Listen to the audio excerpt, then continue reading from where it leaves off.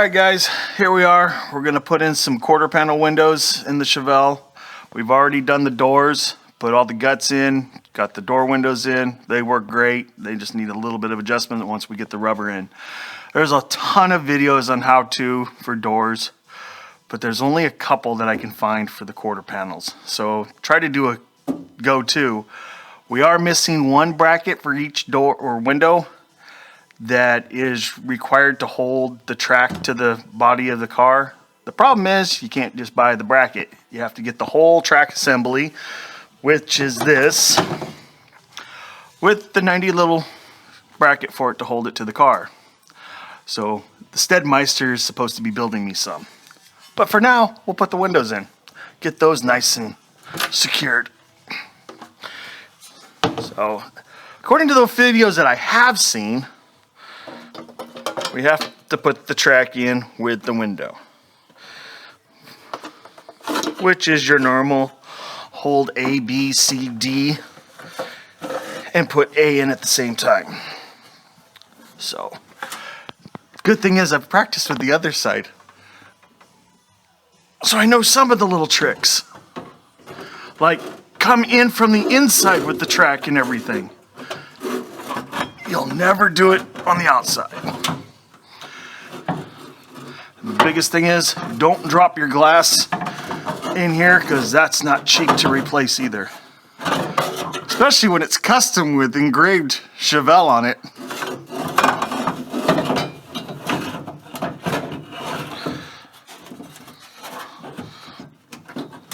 Uh-oh.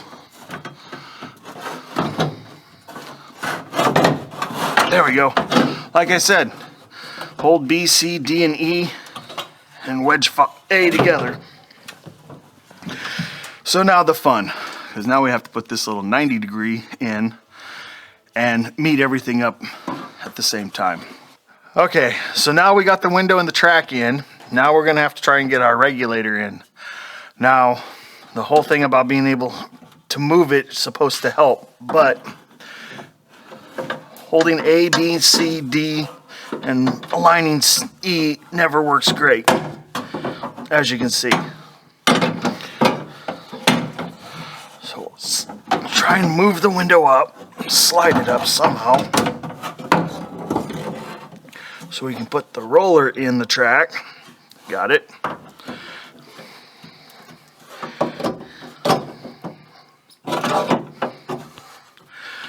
And like I said, let's move A, B, C, D. There we go.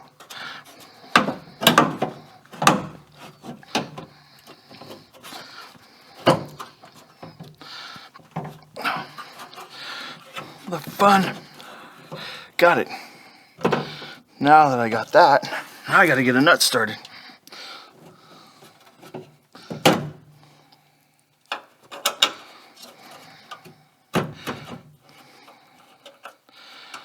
And that did not work.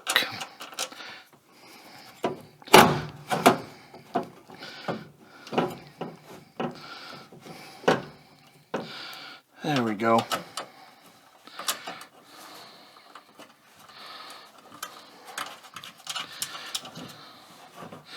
Now that should be enough to hold it from falling too far. But I want to double check. Make sure it's secured.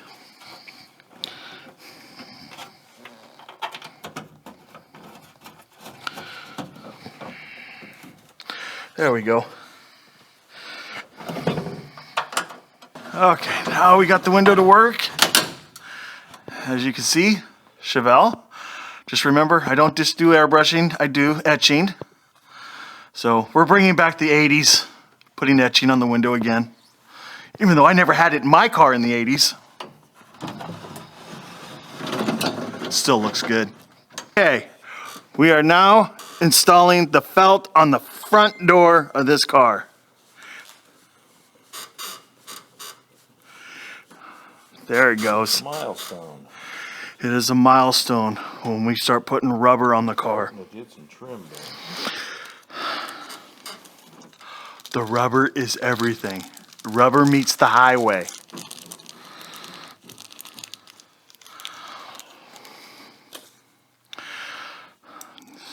Little screws, big fingers, small screwdriver. Sure.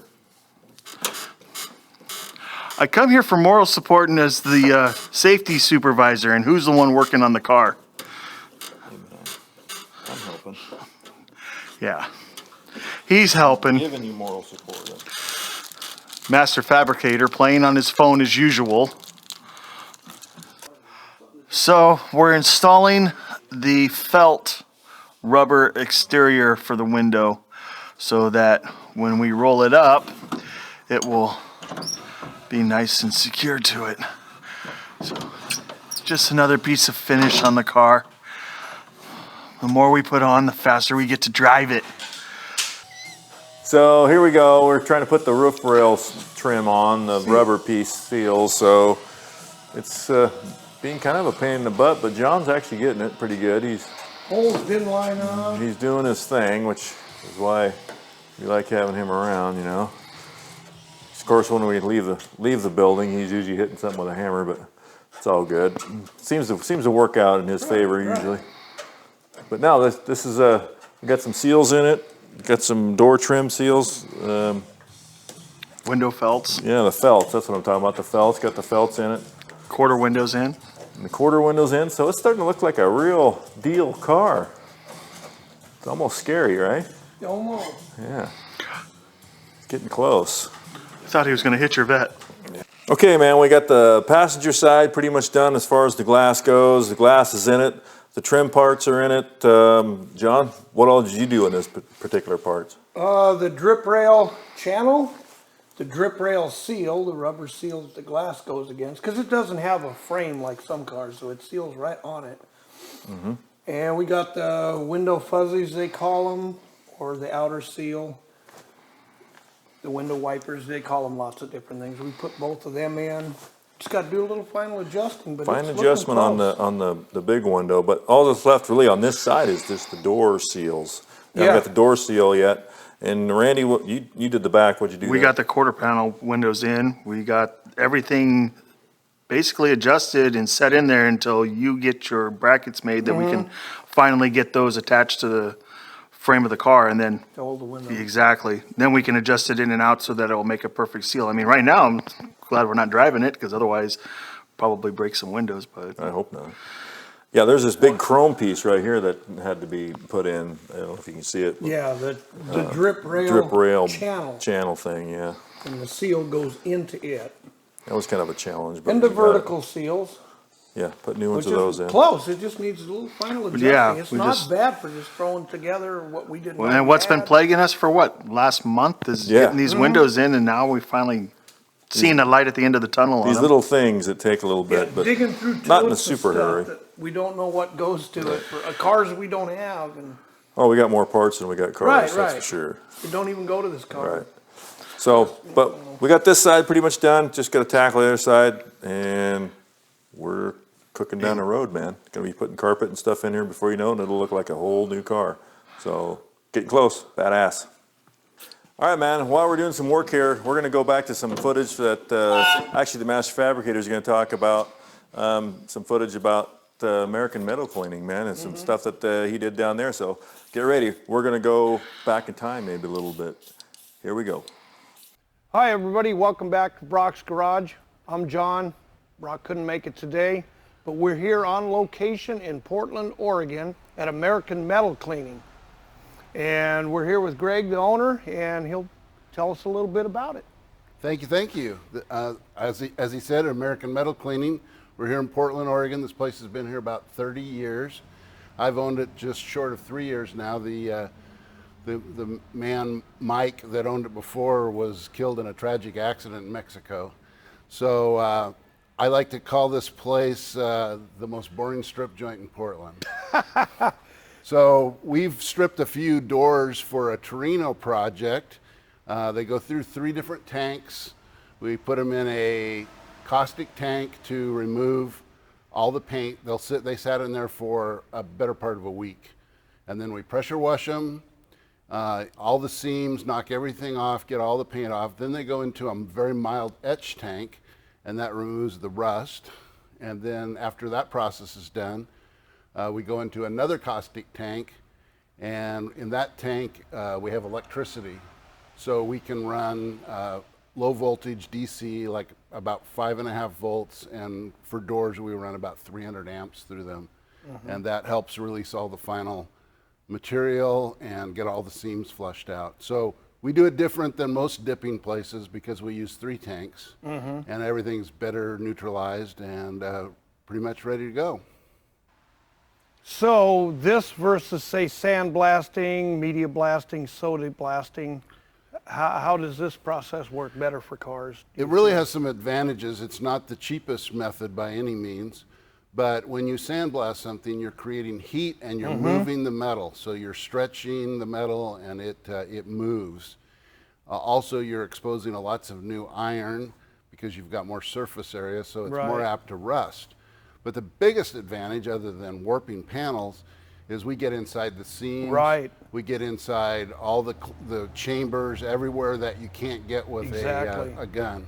So, and then it's really more like it was when it came from the factory. It's bare metal and it's ready to be. I mean, older stuff usually needs some patchwork and that kind of thing. Like there's some rust on this, but you know exactly what you have. You don't have sand stuck inside places. Exactly. So you can cut out these few problem areas, patch them in, and you're ready to go. Yeah, I've done it on a couple of my vehicles, and you did some doors for me here last year, and you can't beat the process.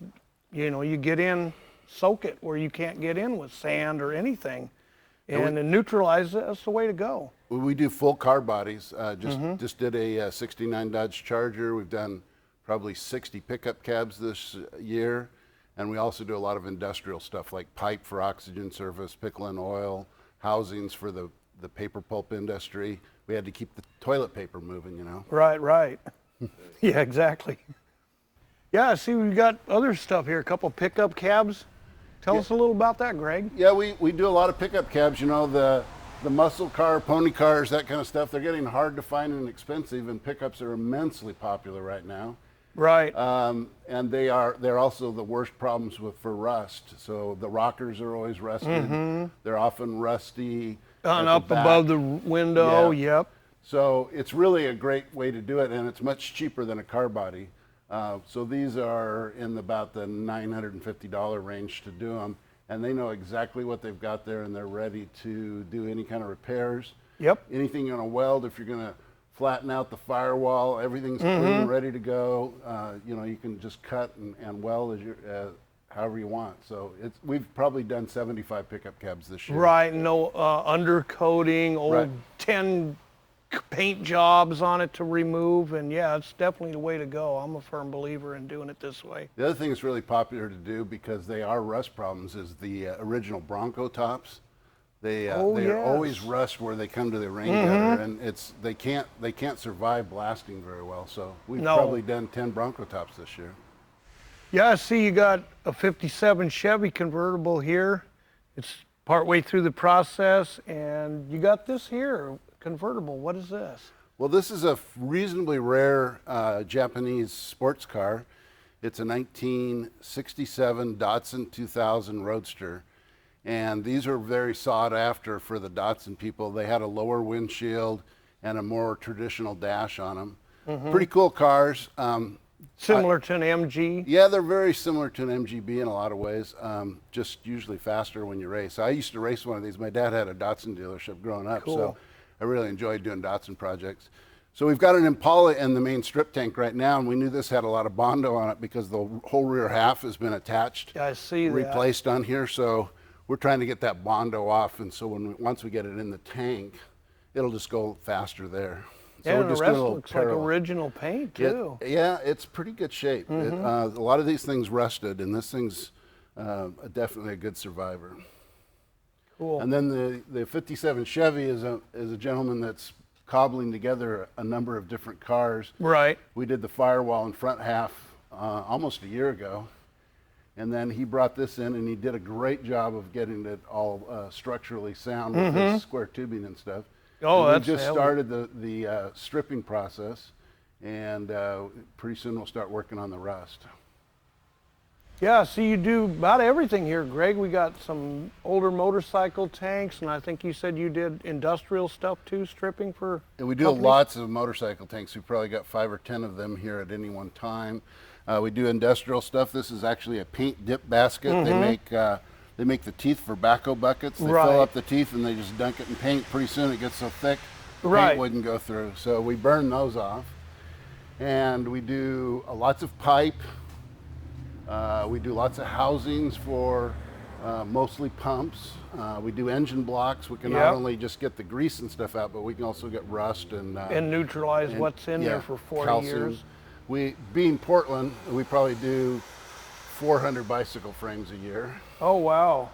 And- Yeah, I guess with the bike thing down Yeah, here. and this basket is hooks for powder coaters. They have to always maintain a good ground when they're powder coating parts. So Right, and they get built up it gets after a built while. up and we burn them off and pressure wash them. So we have 3 technologies for stripping. We've got thermal, we've got our 3 dip tanks for cars, and then we have a solvent tank that's very unique. It's very, very gentle on aluminum and steel. We mostly do aluminum or powder coat parts because aluminum won't survive in our Right. other tanks. So we do tons of aluminum wheels, bicycle frames, and then we do some aerospace stuff. There's a couple of companies in town that work on Boeing parts, and that's Oh, why gotcha. we're so sought after, because our solvents are very benign to the aluminum. Right, because that harsh stuff will just Yeah. hit the hell out of aluminum. Yeah. Okay, and we got doors here from Mike Abraham's Starsky and Hutch car that I'm working on, who lives in California. And we're going to get these loaded up, and Greg, you can put out some Okay. information how people get a hold of you. This is really interesting. You know, it's a car that Starsky and Hutch car is, you know, one of those iconic TV cars. Yeah, I have one too. So it's kind of fun to be part of the process. We also did the inner fender wells Right, for him, yeah. and I sent them out to a local powder coater. I work with most of the powder coaters in the Portland area, so I know who does the best on what kind of part, and we got those taken care of. And if you're interested in seeing if we can help you, we're at 9940 North Vancouver Way in Portland at the north end of town, and you can find us on our website at www.americanmetalcleaning.com.